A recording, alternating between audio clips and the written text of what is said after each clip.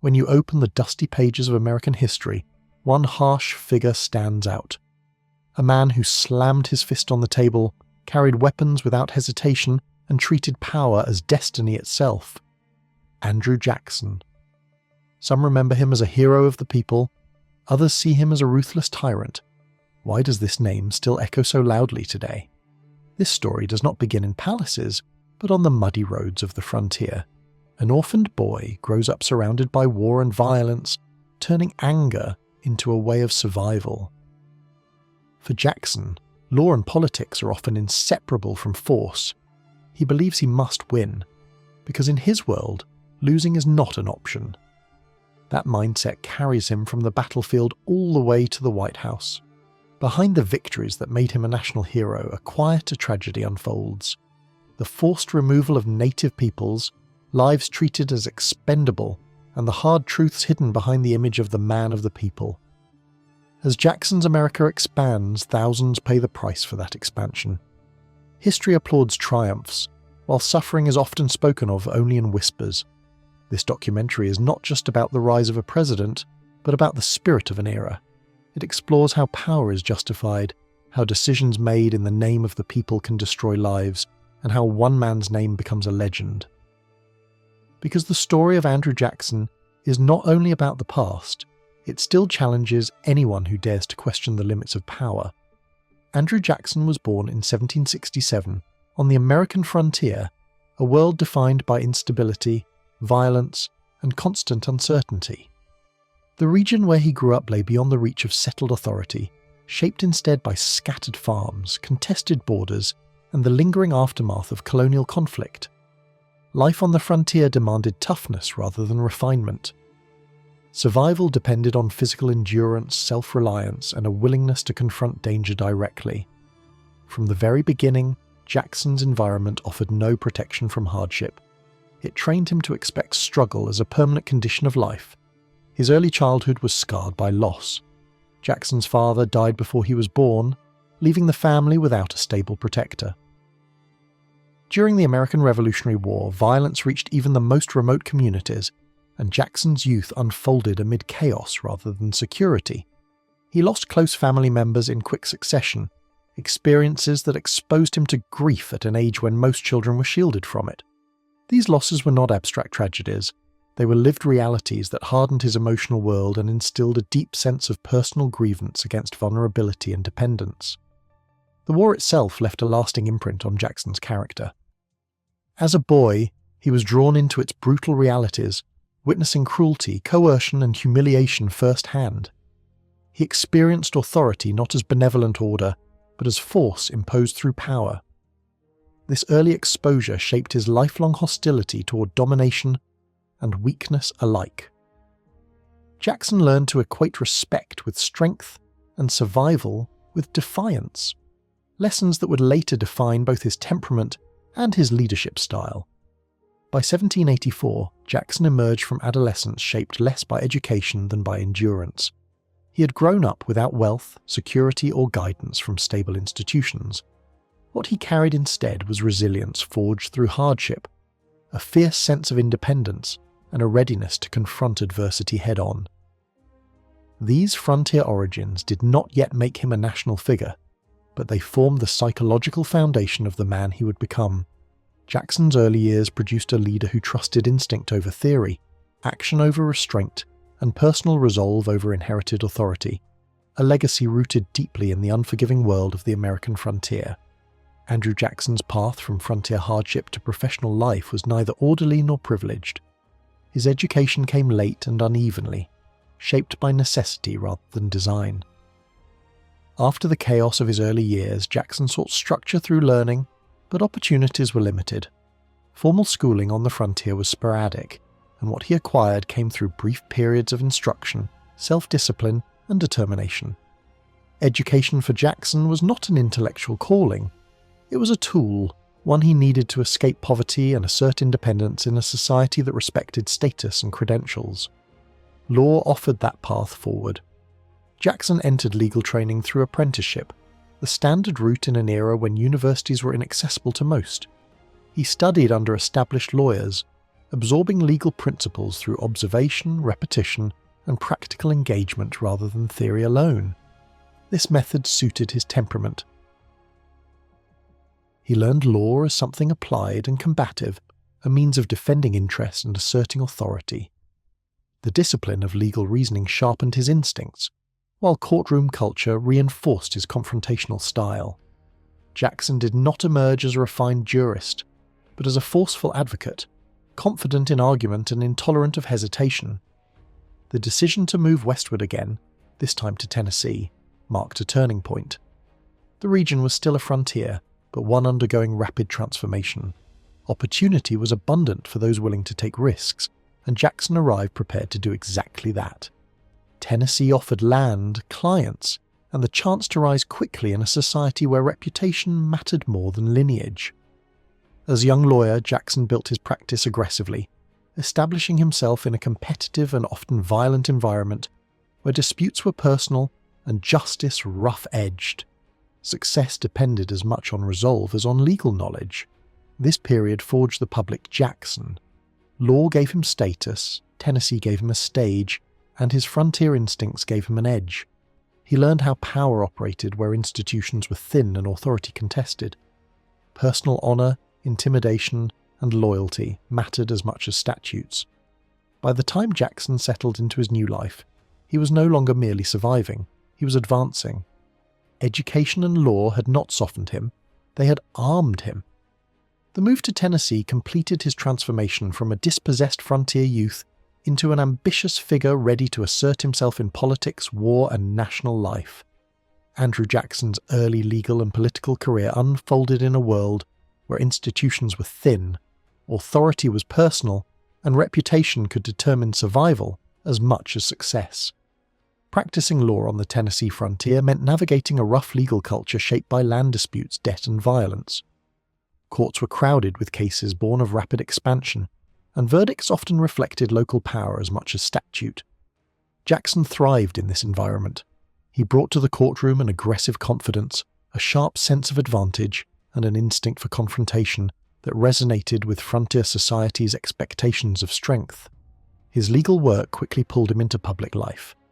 As a prosecutor and legal representative, Jackson became a familiar figure in local governance, enforcing order in places where the line between law and force was often blurred.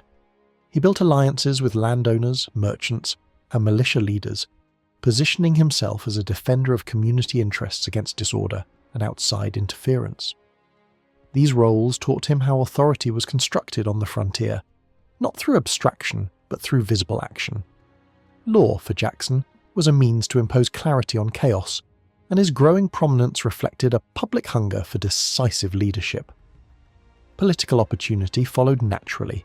Jackson entered territorial politics at a moment when Tennessee was transitioning from frontier settlement to statehood. The process demanded leaders who could assert local autonomy while negotiating with distant federal power. Jackson's blunt style and reputation for personal courage made him a compelling figure in this transition. He did not present himself as a polished statesman. He presented himself as a man of the people who understood their conflicts and shared their suspicions. His political identity was forged less by ideology than by loyalty. Loyalty to place, to allies, and to a vision of authority rooted in strength and resolve. By the end of this early phase, Jackson had become more than a lawyer or local official. He had established a model of leadership that fused legal authority with personal dominance and politics with honor culture. These years trained him to distrust elites, to value direct action over deliberation, and to equate opposition with challenge rather than disagreement. The frontier did not merely launch Jackson's career, it defined its tone. His early legal and political life produced a figure who believed that leadership meant standing firm in conflict, a belief that would later shape his rise on the national stage, with consequences that were both transformative and deeply contested. Andrew Jackson's military rise during the Creek War marked the decisive transformation of his public identity, turning a regional figure into a national force. When conflict erupted in the southeastern frontier during the War of 1812 era, it was not a conventional war between states but a brutal internal struggle fueled by land pressure, civil division within the Creek Nation, and frontier fear. Jackson entered this conflict not as a polished general, but as a commander shaped by frontier violence, personal authority, and a belief that survival depended on uncompromising action. Commanding militia forces drawn largely from frontier communities, Jackson faced extraordinary challenges from the outset. His troops were poorly supplied, frequently unpaid, and prone to desertion. Disease and hunger proved as dangerous as the enemy. Jackson responded with relentless discipline. He enforced obedience with severity, demanding loyalty and endurance even when conditions collapsed. This leadership style, harsh, personal, and absolute, created both resentment and devotion. Men who served under him feared him, but they also trusted his resolve.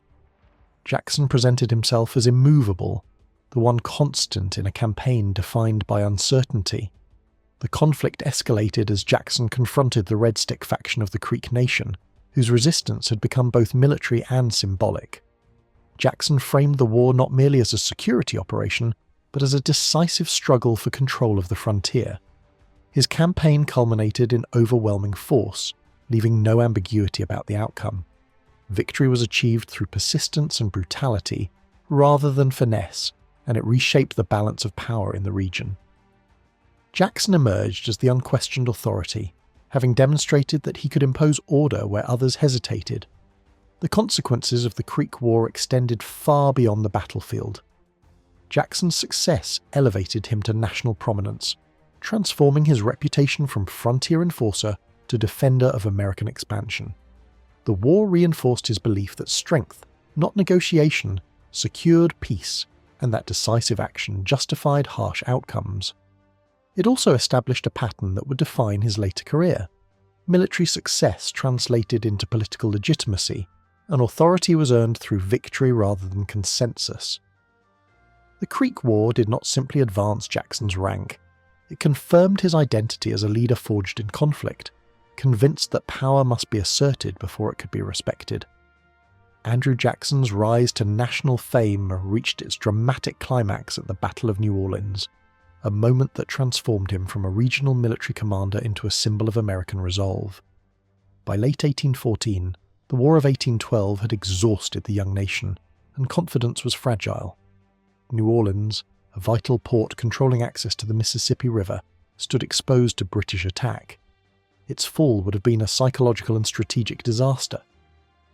Into this crisis stepped Jackson, carrying with him a reputation for iron discipline and uncompromising command. The defense of New Orleans was shaped as much by improvisation as by strategy. Jackson commanded a force unlike any traditional army.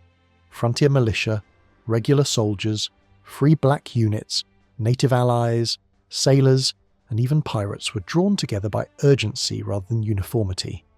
Supplies were scarce, training uneven, and time brutally short. Jackson imposed unity through authority.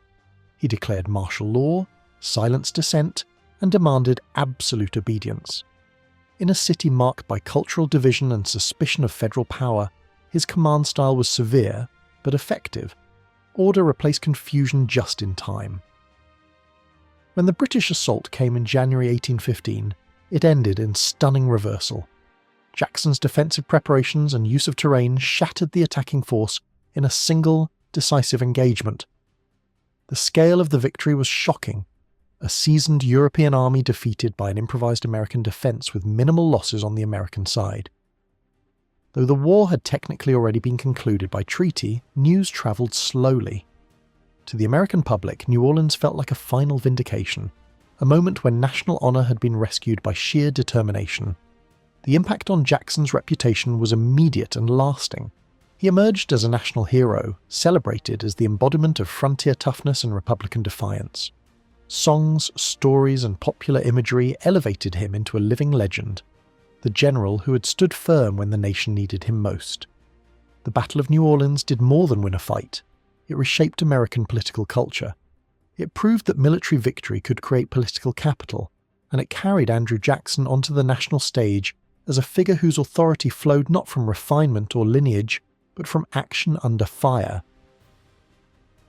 Andrew Jackson's rise to power coincided with a profound transformation in American political life. often described as the expansion of popular democracy. In the decades before his presidency, political participation had largely been restricted to property-owning elites, and governance was shaped by deference, hierarchy, and distance between leaders and ordinary citizens. Jackson's era challenged this order. Politics began to move outward, from legislative chambers and elite circles into mass meetings, newspapers, rallies, and the everyday language of common voters. Democracy became louder, broader, and more personal. Central to this expansion was the widening of suffrage for white men.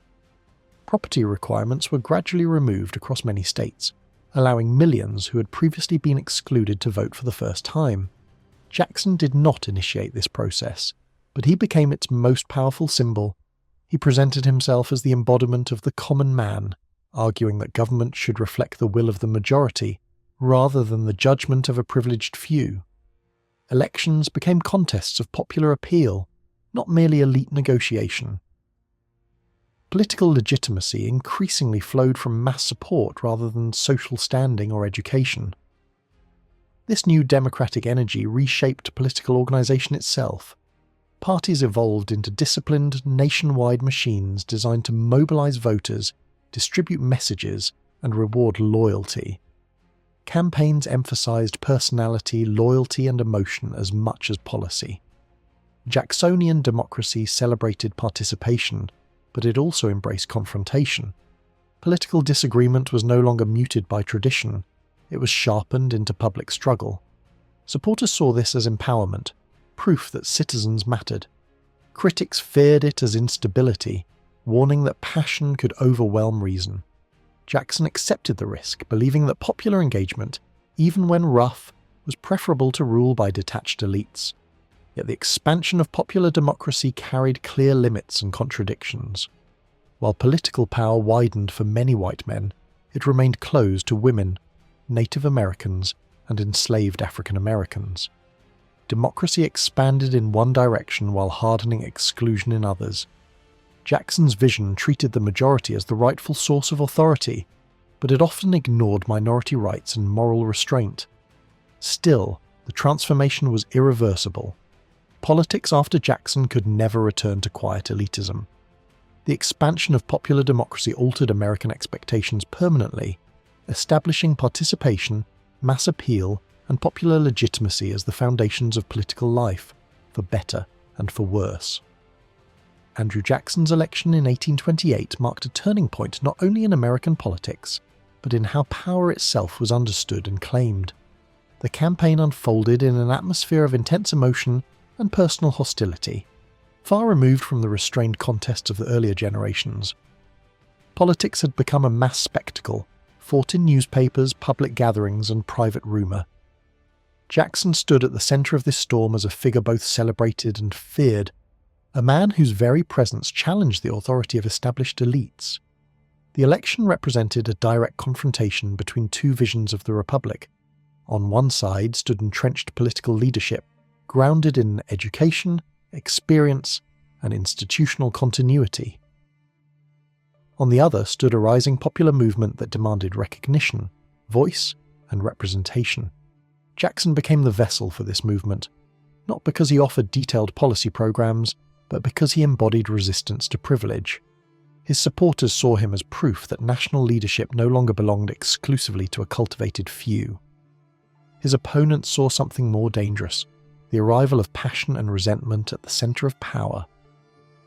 The Jacksonian movement that carried him to victory was broad, emotional, and highly organised. It mobilised voters who had long felt excluded from decision-making, using rallies, partisan newspapers, and local networks to create a sense of collective identity. Loyalty to Jackson became loyalty to a cause, the idea that government should be directly accountable to the people who voted, not insulated by tradition or expertise. This movement did not merely seek office, it sought to redefine legitimacy. Victory in 1828 was celebrated as a triumph of popular will over inherited authority. Yet the election also revealed the darker side of mass politics. The campaign was relentlessly personal, filled with accusations, insults, and moral condemnation. Political opponents were treated not as rivals, but as enemies of the people. The Jacksonian movement thrived on polarization, drawing strength from conflict and division. This intensity energized democracy, but it also hardened it. The election of 1828 thus stands as a foundational moment in American political culture, the birth of modern popular politics, where mass participation, party loyalty, and emotional identification became decisive forces. Jackson's victory did more than change leadership. It transformed the relationship between the people and the presidency, setting patterns that would endure long after the movement itself had passed. Andrew Jackson's presidency marked a sharp break with earlier traditions of governance, nowhere more clearly than in his embrace of what became known as the spoils system. When Jackson entered the White House, he did so with the conviction that government had been captured by a self-perpetuating elite. Long-serving office holders, in his view, had come to treat public positions as private property. Reform, therefore, required not adjustment but replacement. Jackson believed that rotating officials out of office was essential to restoring accountability and ensuring that government reflected the will of the people rather than the comfort of insiders. The spoils system rested on a simple but controversial principle: victory in elections entitled the winners to administer government. Jackson argued that ordinary citizens were fully capable of public service, and that long tenure bred corruption, arrogance, and detachment from popular needs. By removing experienced officials and appointing loyal supporters, he claimed to be democratizing the state. Public office, he insisted, should not be a professional class but a temporary responsibility shared among citizens. This idea resonated strongly with his followers, who saw it as a long overdue assault on entrenched privilege. In practice, however, the system produced mixed and often troubling results. Loyalty to Jackson and his movement frequently mattered more than competence or experience. Government departments lost institutional memory, and inefficiency increased as inexperienced appointees struggled with complex responsibilities. Critics charged that the spoils system merely replaced one elite with another, less refined perhaps, but no less self-interested. Corruption scandals and administrative failures soon followed, undermining Jackson's claim that rotation alone guaranteed integrity. Despite its flaws, the spoils system transformed American political culture in lasting ways. It bound political parties more tightly to government, making elections matter not only for policy, but for access to power and employment. Politics became a source of opportunity, patronage, and loyalty, reinforcing mass participation while deepening partisanship. Jackson's presidency thus revealed a central paradox of popular democracy. Efforts to make government more responsive to the people could also make it more vulnerable to favoritism and abuse. The spoils system did not merely define Jackson's administration, it reshaped the structure of American politics, embedding the idea that democracy was inseparable from conflict over who controlled the machinery of the state. Andrew Jackson's Indian removal policy stands as the darkest and most consequential chapter of his presidency, revealing the moral limits of Jacksonian democracy. While his political vision celebrated popular sovereignty, it defined the people narrowly, excluding native nations whose presence challenged American expansion. Jackson viewed indigenous communities not as sovereign societies with rights equal to the United States, but as obstacles to settlement and state authority. Removal, in his thinking, was framed as a practical solution to an inevitable conflict, one that prioritized growth, security, and the demands of white settlers over justice. The policy was justified publicly as benevolent and orderly, promising relocation west of the Mississippi River in exchange for ancestral lands. In reality, it rested on coercion and disregard for treaties. Native nations were pressured, divided, and manipulated into agreements that stripped them of territory they had occupied for generations. Jackson's administration insisted that federal authority could override indigenous claims, even when those claims were upheld by law. The machinery of government, treaties, enforcement, and military power was mobilized to make displacement unavoidable, transforming policy into force. The human cost of removal reached its most devastating expression in the Trail of Tears. Entire communities were driven from their homes under brutal conditions, forced to march long distances with inadequate food, shelter, or medical care. Disease, exposure, and exhaustion claimed thousands of lives along the way. Families were separated, cultures uprooted, and sacred lands abandoned. What was described as relocation became a mass suffering etched into memory, a trauma that reshaped native history and identity across generations. Historically, the Indian removal policy exposes a profound contradiction at the heart of Jackson's legacy. His commitment to popular democracy expanded political participation for many white Americans while sanctioning the destruction of indigenous sovereignty. The Trail of Tears endures as a moral indictment of a political system willing to sacrifice justice for expansion. Jackson's role in this tragedy cannot be softened by context alone. It reminds us that democracy, when defined without universal rights, can become a tool of exclusion and violence. The policy's legacy is not merely historical. It continues to shape debates about power, responsibility, and the true cost of nation-building in the United States. Andrew Jackson's handling of the nullification crisis revealed a side of his leadership that surprised both supporters and enemies, an unyielding defense of federal authority. The crisis emerged when a state claimed the right to reject a federal law it deemed unconstitutional, challenging the very foundation of the Union. For Jackson, this was not a technical dispute over tariffs, but an existential threat. He believed that allowing a single state to defy federal law would unravel the nation piece by piece, replacing unity with permanent instability. What made the crisis especially dangerous was its ideological framing. Advocates of nullification argued that states were sovereign entities that had merely delegated limited powers to the federal government. Jackson rejected this interpretation outright. In his view, the Union was not a loose contract, but a binding national authority created by the people as a whole. To accept nullification was, in his words, to accept disunion in slow motion. This belief placed Jackson in direct opposition to political figures who otherwise shared his suspicion of centralized elites, revealing a sharp boundary in his democratic vision. Jackson's response was swift and uncompromising. He made it clear that federal law would be enforced, even if that required military force. This was not rhetoric alone. Preparations were made to secure federal installations and assert control if resistance turned violent. At the same time, Jackson framed his position in moral as well as legal terms, presenting himself as the guardian of constitutional order rather than a tyrant imposing power. His message was stark. Disagreement was permitted, defiance was not.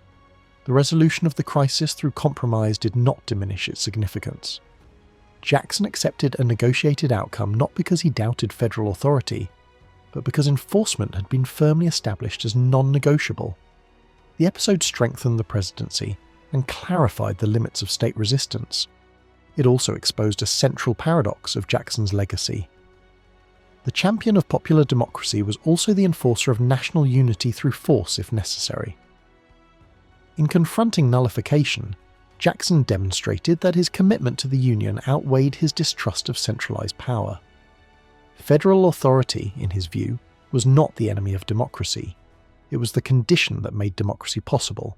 Andrew Jackson's war on the Bank of the United States became the defining domestic battle of his presidency, a confrontation that blended ideology, power, and personal conviction. Jackson viewed the bank not as a neutral financial institution, but as a concentrated force of privilege that threatened Republican government. To him, it embodied everything he distrusted: unelected authority, close ties to wealth, and influence that reached beyond public accountability. The conflict was framed not as technical economics, but as a moral struggle over who controlled the nation's future. At the heart of Jackson's opposition was a belief that the bank distorted democracy. He argued that its structure favoured financiers and political insiders at the expense of ordinary citizens, allowing private interests to shape public policy. The bank's ability to regulate credit and currency gave it immense leverage over the economy, and Jackson feared that such power, if left unchecked, could dominate elections and governments alike. His rhetoric cast the issue in stark terms: the people versus the moneyed elite. This framing resonated deeply with supporters who already suspected that economic systems were rigged against them. The confrontation escalated when the bank sought early renewal of its charter, turning a financial debate into a political showdown. Jackson responded with a veto that was both decisive and unprecedented in tone. Rather than deferring to Congress or judicial precedent, he appealed directly to the public, asserting the president's right to interpret the Constitution independently.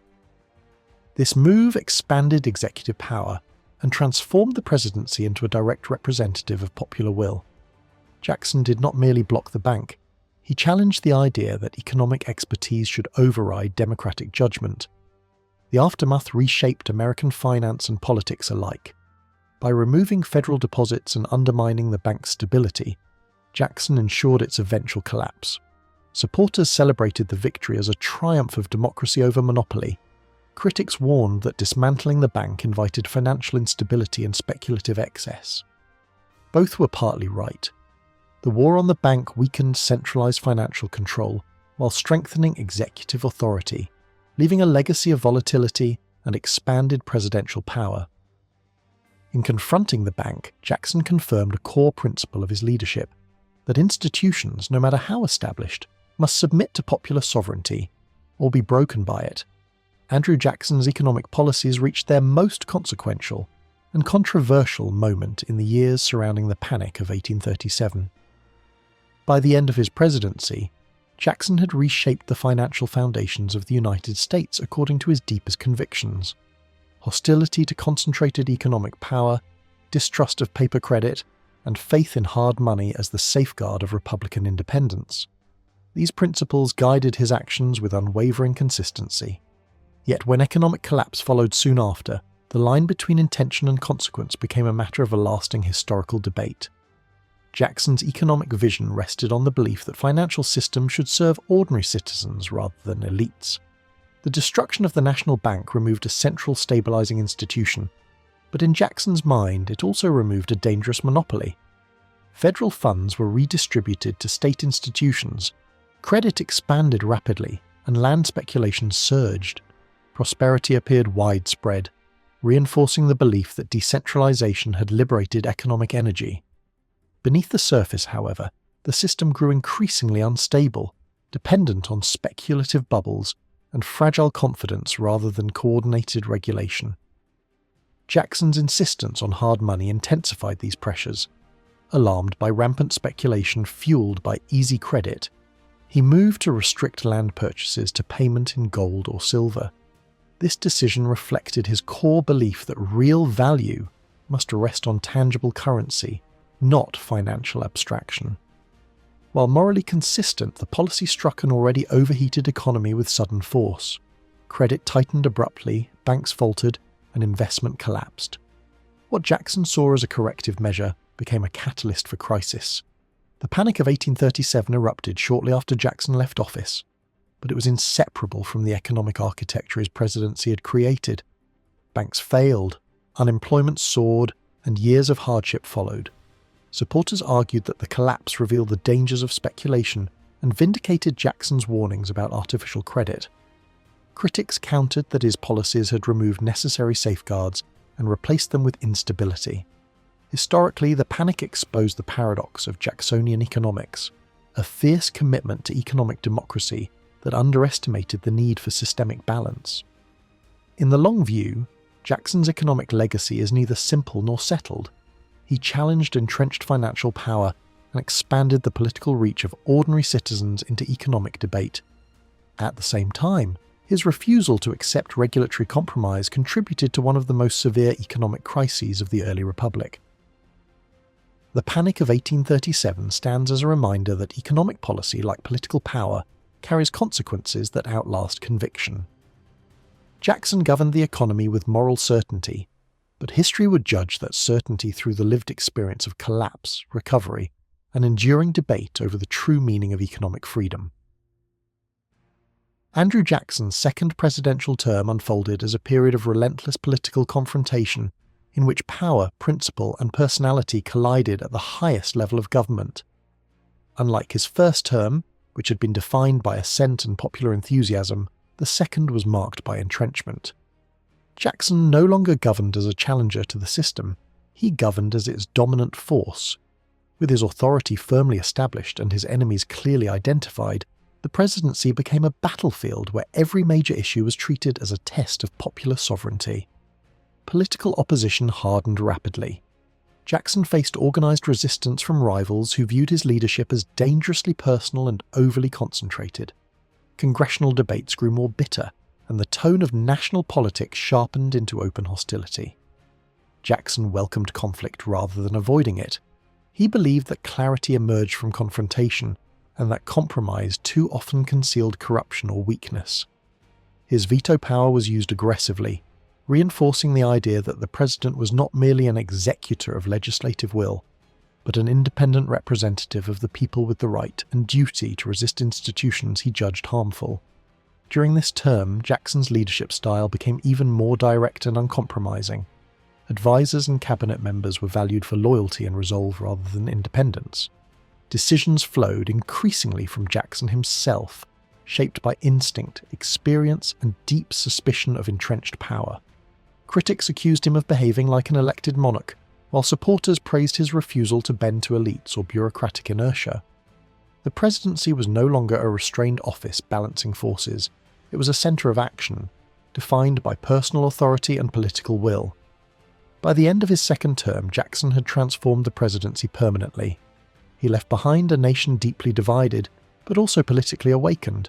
His battles reshaped party alignments, strengthened executive power, and redefined the relationship between government and the electorate. Jackson did not seek harmony. He sought decision. The second term revealed the full consequences of his approach. Democracy energized through conflict, authority expanded through confrontation, and a political culture forever altered by the belief that leadership meant standing firm, even when unity fractured. Andrew Jackson's retirement at the Hermitage marked a striking contrast to the turbulence that had defined his public life.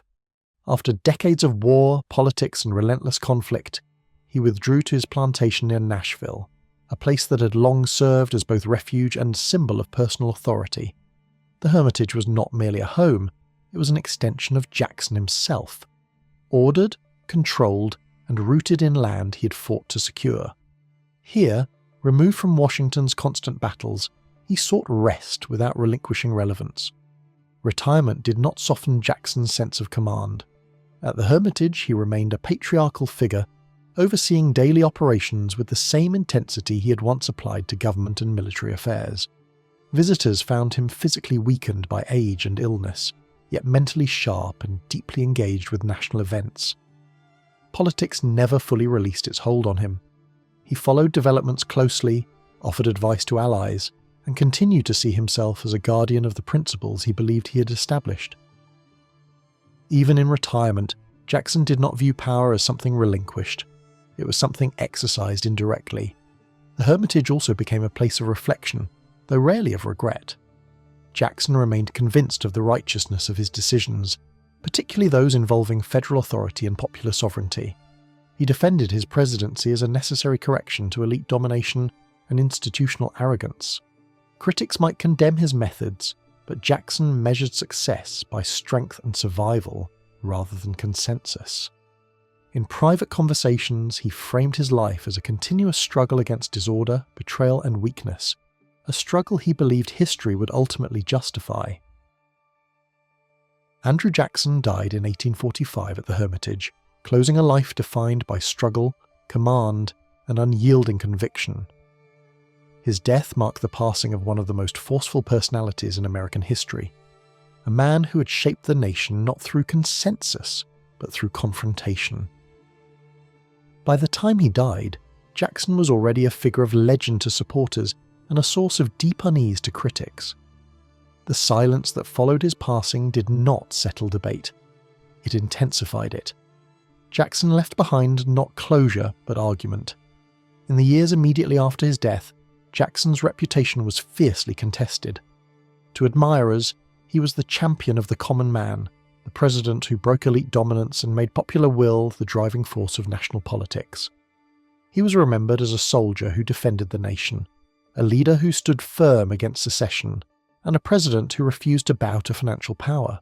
For this audience, Jackson embodied strength, independence, and democratic energy, proof that leadership could emerge from hardship rather than refinement. To critics, however, Jackson represented the dangers of unchecked power. His presidency expanded executive authority in ways that alarmed defenders of constitutional balance. His policies inflicted lasting harm, most notably through the forced removal of native nations, an act now recognized as a moral catastrophe. Detractors argued that Jackson confused majority rule with justice, equating popular support with moral legitimacy. In this view, his democracy was expansive for some and devastating for others, revealing how power wielded in the name of the people could still destroy lives and communities.